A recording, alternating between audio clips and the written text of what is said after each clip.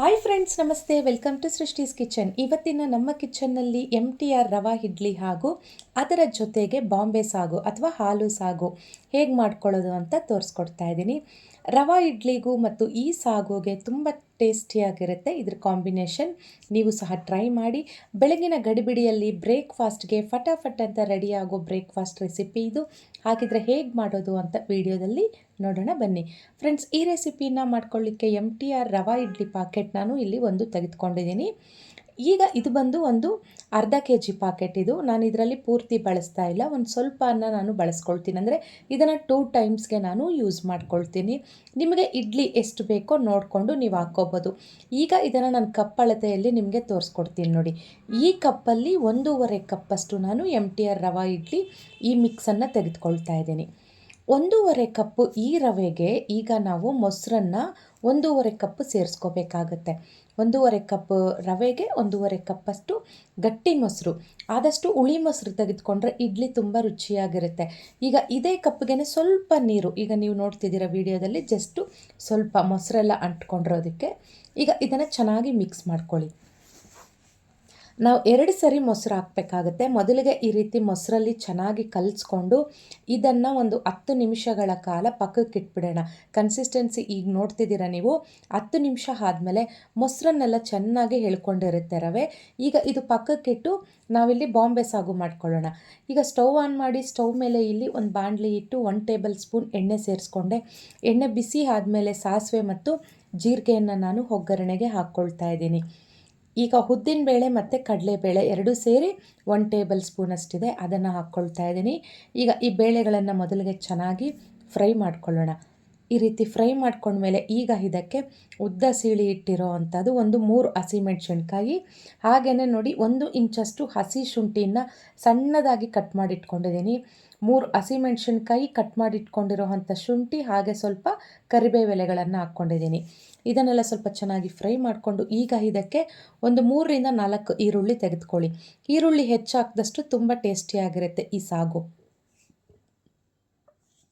ಈಗ ಈರುಳ್ಳಿ ಕಲರೆಲ್ಲ ಚೇಂಜ್ ಆಗೋವರೆಗೂ ಇದನ್ನು ಸ್ವಲ್ಪ ಚೆನ್ನಾಗಿ ಫ್ರೈ ಮಾಡ್ಕೊಳ್ಳೋಣ. ಈ ರೀತಿಯಾಗಿ ಕಲರೆಲ್ಲ ಚೇಂಜ್ ಆದಮೇಲೆ ಈಗ ಇದಕ್ಕೆ ಚೆನ್ನಾಗಿ ಹಣ್ಣಾಗಿರೋ ಅಂಥದ್ದು ಒಂದು ಟೊಮೆಟೊನ ಸೇರಿಸ್ಕೊಳ್ಳೋಣ. ಈಗ ಟೊಮೆಟೊ ಎಲ್ಲ ಸ್ವಲ್ಪ ಸಾಫ್ಟ್ ಆಗೋವರೆಗೂ ಇದನ್ನು ಸ್ವಲ್ಪ ಚೆನ್ನಾಗಿ ಫ್ರೈ ಮಾಡ್ಕೊಳ್ಳಿ. ಈಗ ಇದಕ್ಕೆ ರುಚಿಗೆ ತಕ್ಕಷ್ಟು ಉಪ್ಪನ್ನು ಸೇರಿಸ್ಕೊಳ್ಳೋಣ. ಉಪ್ಪು ಸೇರಿಸೋದ್ರಿಂದ ಟೊಮೆಟೊ ಅನ್ನೋದು ಬೇಗ ಸಾಫ್ಟ್ ಆಗುತ್ತೆ. ಹಾಗಾಗಿ ರುಚಿಗೆ ತಕ್ಕಷ್ಟು ಉಪ್ಪು, ಹಾಗೆಯೇ 1 ಚಿಟಿಕೆಯಷ್ಟು ಅರಿಶಿಣವನ್ನು ನಾನು ಒಗ್ಗರಣೆಗೆ ಹಾಕ್ಕೊಳ್ತಾ ಇದ್ದೀನಿ. ಈಗ ಎಲ್ಲ ಚೆನ್ನಾಗಿ ಫ್ರೈ ಮಾಡ್ಕೊಳ್ಳಿ. ಈಗ ನಾನು ಒಂದು ಮೀಡಿಯಮ್ ಸೈಜ್ ಆಲೂಗಡ್ಡೆಯನ್ನು ಬೇಯಿಸಿ ಹೊಟ್ಟು ತೆಗೆದು ಈ ರೀತಿಯಾಗಿ ರೆಡಿ ಮಾಡಿ ಇಟ್ಟಿದ್ದೀನಿ. ಹೆಚ್ಚಾಗಿ ಆಲೂಗಡ್ಡೆ ಹಾಕೋದು ಬೇಡ ಇದಕ್ಕೆ. ಬಾಂಬೆ ಸಾಗುಗೆ ಜಸ್ಟ್ ಒಂದು ಆಲೂಗಡ್ಡೆ ಸಾಕಾಗುತ್ತೆ. ಅದಕ್ಕೂ ಮೊದಲು ಒಂದು ಅರ್ಧ ಲೀಟ್ರಷ್ಟು ನೀರನ್ನು ಸೇರಿಸ್ಕೊಳ್ಳಿ. ನೀರು ಸೇರಿಸಿದ್ಮೇಲೆ ನೋಡಿ, ಒಂದು ಆಲೂಗಡ್ಡೆಯನ್ನು ಬೇಯಿಸಿ ಈ ರೀತಿ ರೆಡಿ ಮಾಡಿಟ್ಟಿದ್ದೀನಿ. ಹೊಟ್ಟೆಲ್ಲ ತೆಗೆದು ಮ್ಯಾಶ್ ಮಾಡಿಟ್ಟಿದ್ದೆ. ಅದನ್ನು ಈಗ ಈ ಸಾಗುಗೆ ಸೇರಿಸ್ಕೊಂಡು ಎಲ್ಲ ಚೆನ್ನಾಗಿ ಮಿಕ್ಸ್ ಮಾಡ್ಕೊಳ್ತಾ ಇದ್ದೀನಿ. ಹೀಗೊಂದು ಕಪ್ಪು ತೆಗೆದುಕೊಳ್ಳಿ. ಈ ಕಪ್ಪಿಗೆ 1 ಟೇಬಲ್ ಸ್ಪೂನಷ್ಟು ಕಡಲೆ ಹಿಟ್ಟನ್ನು ಸೇರಿಸ್ಕೊಂಡು ಒಂದು ಸ್ವಲ್ಪ ನೀರನ್ನು ಹಾಕ್ಕೊಳ್ಳಿ. ಈಗ ಗಂಟಿಲ್ಲದೆ ಇರೋ ಥರ ಇದನ್ನೆಲ್ಲ ಚೆನ್ನಾಗಿ ಮಿಕ್ಸ್ ಮಾಡ್ಕೊಳ್ಳಿ. ಈ ರೀತಿಯಾಗಿ ಚೆನ್ನಾಗಿ ಮಿಕ್ಸ್ ಮಾಡಿಕೊಂಡು ಈಗ ಇದನ್ನು ಸಾಗುಗೆ ಹಾಕ್ಕೊಳ್ಳಿ. ಒಂದು ಕಡೆ ನಾವು ರವೆ ಇಡ್ಲಿನ ನೆನೆಸಿಟ್ಬಿಟ್ರೆ ಈಗ ಈ ರೀತಿಯಾಗಿ ಅದು ನೆನೆಯೋಷ್ಟರಲ್ಲಿ ಇನ್ನೊಂದು ಕಡೆ ನಮಗೆ ಸಾಗು ಅನ್ನೋದು ರೆಡಿ ಆಗ್ತಾ ಇರುತ್ತೆ. ಅದಕ್ಕೆ ಹೇಳಿದ್ದು ನಾನು, ಬೆಳಗಿನ ಗಡಿಬಿಡಿಯಲ್ಲಿ ಫಟಾಫಟ್ ಅಂತ ರೆಡಿ ಆಗಿಬಿಡುತ್ತೆ. ಈಗ ಕನ್ಸಿಸ್ಟೆನ್ಸಿ ನೀವು ಗಮನಿಸ್ತಾ ಇರ್ಬೋದು. ನಾವು ಕಡಲೆ ಹಿಟ್ಟು ಹಾಕಿರೋದಕ್ಕೆ ಇದು ಗಟ್ಟಿ ಹಾಗೆ ಆಗುತ್ತೆ ನೋಡಿ. ಈ ಒಂದು ರೀತಿಯಲ್ಲಿ ನೀರನ್ನು ಹಾಕ್ಕೊಂಡಿದ್ದೀನಿ. ಈಗ ಲಿಡ್ ಕ್ಲೋಸ್ ಮಾಡಿ ಸ್ಟವ್ ಮಧ್ಯಮ ಹುರಿಯಲ್ಲಿ ಇಟ್ಕೊಂಡು ಒಂದು 2ರಿಂದ 3 ನಿಮಿಷ ಇದನ್ನು ಕುಕ್ ಮಾಡಿಕೊಂಡ್ರೆ ಸಾಕು. ಈಗ ಲಿಡ್ ಓಪನ್ ಮಾಡಿ ನಾನು ನಿಮಗೆ ತೋರಿಸ್ತೀನಿ ನೋಡಿ. ಸಾಗು ಅನ್ನೋದು ತುಂಬ ರುಚಿಯಾಗಿರುತ್ತೆ. ಇದು ರವಾ ಇಡ್ಲಿನೇ ಅಂತ ಅಲ್ಲ, ಪೂರಿ ಹೊಟ್ಟಿಗೂ ತುಂಬ ಚೆನ್ನಾಗಿರುತ್ತೆ. ಈಗ ಕನ್ಸಿಸ್ಟೆನ್ಸಿನ ನೀವು ನೋಡ್ತಾ ಇದ್ದೀರಾ ನೋಡಿ. ಕಡಲೆ ಹಿಟ್ಟು ಹಾಕಿರೋದಕ್ಕೆ ನಾವು ಈ ಸಾಗು ಅನ್ನೋದು ಗಟ್ಟಿ ಬರುತ್ತೆ. ಈಗ ಒಂದು ಸ್ವಲ್ಪ ಕೊತ್ತಂಬರಿ ಸೊಪ್ಪನ್ನು ಕಟ್ ಮಾಡಿ ಹಾಕ್ಕೊಂಡು ಎಲ್ಲ ಮಿಕ್ಸ್ ಮಾಡ್ಕೊಳ್ಳಿ. ಅಷ್ಟೇ, ಸಿಂಪಲ್. ಇಲ್ಲಿ ಬಾಂಬೆ ಸಾಗು ಅನ್ನೋದು ರೆಡಿ ಆಯಿತು. ಈಗ ಸ್ಟವ್ ಆಫ್ ಮಾಡ್ಕೊಳ್ಳಿ. ಅಷ್ಟರಲ್ಲಿ ನಮಗೆ ಇಲ್ಲಿ ರವೆ ಅನ್ನೋದು ಚೆನ್ನಾಗಿ ನೆಂದಿರುತ್ತೆ. ನೀವು ನೋಡ್ತಾ ಇರ್ಬೋದು ಎಷ್ಟು ಗಟ್ಟಿ ಆಗಿಬಿಟ್ಟಿದೆ ಅಂತ ಹೇಳಿ. ಈಗ ಇದಕ್ಕೆ ಪುನಃ ಮೊಸರನ್ನು ಸೇರಿಸ್ಕೋಬೇಕು. ಯಾವ ಕಪ್ಪಲ್ಲಿ ರವೆಯನ್ನು ತೆಗೆದುಕೊಂಡಿದ್ದೀವೋ ಅದೇ ಕಪ್ಪಲ್ಲಿ 1.5 ಕಪ್ಪಷ್ಟು ಮೊಸರನ್ನು ಹಾಕ್ಕೊಳ್ತಿದ್ದೀನಿ. ಆಗ್ಲೇ ನಾವು 1.5 ಕಪ್ ಹಾಕಿದ್ದೀವಿ, ಈಗಲೂ ಅಷ್ಟೇ 1.5 ಕಪ್ಪಷ್ಟು ಹಾಕ್ಕೊಂಡು ಎಲ್ಲ ಚೆನ್ನಾಗಿ ಮಿಕ್ಸ್ ಮಾಡ್ಕೊಳ್ಳಿ. ಕನ್ಸಿಸ್ಟೆನ್ಸಿನ ನೀವು ನೋಡ್ತಾ ಇರ್ಬೋದು. ನಾವು ನಾರ್ಮಲಾಗಿ ಇಡ್ಲಿ ಮಾಡ್ತೀವಲ್ಲ ಅದೇ ರೀತಿ ಕನ್ಸಿಸ್ಟೆನ್ಸಿ ಗಟ್ಟಿ ಇರಬೇಕು. ಈಗ ಇದಕ್ಕೆ ಒಂದು ತುರಿದಿಟ್ಕೊಂಡಿರೋ ಅಂಥ ಕ್ಯಾರೆಟನ್ನು ಹಾಕ್ಕೊಳ್ತಿದ್ದೀನಿ.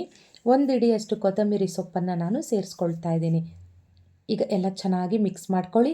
ಇದಕ್ಕೆ ಉಪ್ಪೆಲ್ಲ ಹಾಕೋ ಆಗಿಲ್ಲ, ಉಪ್ಪೆಲ್ಲ ಅದರಲ್ಲೇ ಆಲ್ರೆಡಿ ಕೊಟ್ಟಿರ್ತಾರೆ.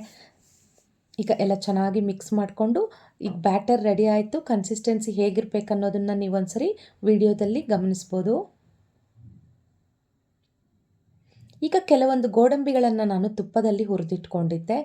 ತುಂಬ ಚೆನ್ನಾಗಿರುತ್ತೆ. ಈ ರೀತಿ ಹುರಿದಿಟ್ಕೊಂಡು ನಾವು ಇಡ್ಲಿ ಹಾಕೋವಾಗ ಕೆಳಗಡೆ ಒಂದೊಂದು ಗೋಡಂಬಿನ ಇಟ್ಟು ಇಡ್ಲಿ ಹಿಟ್ಟನ್ನು ಹಾಕ್ಕೊಂಡ್ರೆ ತುಂಬ ಚೆನ್ನಾಗಿರುತ್ತೆ ನೋಡಲಿಕ್ಕೆ. ಈಗ ನೋಡಿ ಒಂದೊಂದು ಗೋಡಂಬಿನ ನಾನು ಇಡ್ಲಿ ಸ್ಟ್ಯಾಂಡಲ್ಲಿಟ್ಟು ಈಗ ಈ ಬ್ಯಾಟರನ್ನು ನಾನು ತುಂಬಿಸ್ಕೊಳ್ತಾ ಇದ್ದೀನಿ. ಮೊದಲಿಗೆ ಎಣ್ಣೆಯಲ್ಲಿ ಸವರ್ಕೊಳ್ಳಿ, ಆನಂತರ ನೀವು ಒಂದೊಂದು ಗೋಡಂಬಿನ ಇಡಿ. ನೆಕ್ಸ್ಟ್ ಇನ್ನೊಂದು ಪ್ಲೇಟ್ ಇಡ್ತಿದ್ದೀನಿ. ಇದಕ್ಕೂ ಅಷ್ಟೇ ಮೊದಲಿಗೆ ಒಂದು ಸ್ವಲ್ಪ ಎಣ್ಣೆಯನ್ನು ಈ ರೀತಿ ಹಾಕ್ಕೊಂಡು ಪ್ಲೇಟ್ಗೆಲ್ಲ ಈ ರೀತಿ ಸವರ್ಕೊಂಡು ಈಗ ಒಂದೊಂದು ಗೋಡಂಬಿನ ಇಟ್ಕೊಳ್ಳಿ. ಗೋಡಂಬಿ ತುಪ್ಪದಲ್ಲಿ ಫ್ರೈ ಮಾಡ್ಕೊಂಡಿರೋ ಅಂಥವು. ಈ ರೀತಿಯಾಗಿ ಗೋಡಂಬಿನ ಇಟ್ಟು ಈಗ ಇಡ್ಲಿ ಬ್ಯಾಟರ್ನ ತೆಗೆದುಕೊಂಡು ಎಲ್ಲದಕ್ಕೂ ಈ ರೀತಿ ತುಂಬಿಸ್ಕೊಳ್ಳಿ. ಈಗ ಸ್ಟವ್ ಆನ್ ಮಾಡಿ ಇದನ್ನು ಸ್ಟವ್ ಮೇಲೆ ಇಟ್ಟು ಸ್ಟವ್ ಮಧ್ಯಮ ಹುರಿಯಲ್ಲಿಟ್ಕೊಂಡು ಒಂದು 12ರಿಂದ 14 ನಿಮಿಷಗಳ ಕಾಲ ಇದನ್ನು ಕುಕ್ ಮಾಡ್ಕೊಳ್ಳಿ. ಮಧ್ಯಮ ಹುರಿಯಲ್ಲಿಟ್ಕೊಳ್ಳಿ. ಒಂದು 12ರಿಂದ 14 ನಿಮಿಷ ಆಗೋಷ್ಟರಲ್ಲಿ ಇಡ್ಲಿ ಅನ್ನೋದು ನಮಗೆ ಇಲ್ಲಿ ಪರ್ಫೆಕ್ಟಾಗಿ ಆಗಿರುತ್ತೆ. ಈಗ ನಾನು ಸ್ಟವ್ ಆಫ್ ಮಾಡ್ಕೊಂಡಿದ್ದೀನಿ. ನೋಡಿ ಇಡ್ಲಿ ಅನ್ನೋದು ಎಷ್ಟು ಚೆನ್ನಾಗಿ ಬಂದಿದೆ. ಈ ಗೋಡಂಬಿ ಅನ್ನೋದು ಹೀಗೆ ಹಾಕೋದ್ರಿಂದ ಗಾರ್ನಿಷ್ಗೆ ತುಂಬ ಚೆನ್ನಾಗಿ ಕಾಣುತ್ತೆ. ನಮಗೆ ರೆಸ್ಟೋರೆಂಟ್ ಸ್ಟೈಲಲ್ಲೇ ಇರುತ್ತೆ ಈ ರೀತಿ ಗೋಡಂಬಿ ಎಲ್ಲ ಹಾಕಿ ಮಾಡ್ಕೊಳ್ಳೋದ್ರಿಂದ. ಈಗ ನಾನು ಒಂದೊಂದೇ ಪ್ಲೇಟ್ಗೆ ತೆಗೆದು ನಿಮಗೆ ತೋರಿಸ್ತಾ ಇದ್ದೀನಿ. ತುಂಬ ಸಾಫ್ಟಾಗಿರುತ್ತೆ, ತುಂಬ ಟೇಸ್ಟಿಯಾಗಿರುತ್ತೆ. ತುಂಬ ಕಡಿಮೆ ಸಮಯದಲ್ಲಿ ತುಂಬ ರುಚಿಯಾಗಿ ಮಾಡ್ಕೋಬೋದು. MTR ರವಾ ಇಡ್ಲಿ ಇದು. ಇದರ ಒಟ್ಟಿಗೆ ಬಾಂಬೆ ಸಾಗು ತುಂಬ ಟೇಸ್ಟಿಯಾಗಿರುತ್ತೆ. 100% ಪಕ್ಕ ರೆಸ್ಟೋರೆಂಟ್ ಸ್ಟೈಲಲ್ಲಿ ಇರುತ್ತೆ ನಮಗೆ ಈ ಸಾಗು ಮತ್ತು ರವಾ ಇಡ್ಲಿ. ಈ ರೆಸಿಪಿ ನಿಮಗಿಷ್ಟ ಆಗಿದ್ದಲ್ಲಿ ನನ್ನ ಚಾನಲ್ಗೊಂದು ಲೈಕ್ ಮಾಡಿ, ಶೇರ್ ಮಾಡಿ, ಹಾಗೆ ಸಬ್ಸ್ಕ್ರೈಬ್ ಮಾಡಿ. ಮುಂದಿನ ವಿಡಿಯೋದಲ್ಲಿ ಮುಂದಿನ ರೆಸಿಪಿ ಒಟ್ಟಿಗೆ ನಾವು ಭೇಟಿಯಾಗೋಣ. ಅಲ್ಲಿಯವರೆಗೂ ಎಲ್ಲರಿಗೂ ಶುಭ ದಿನ. Thanks for watching.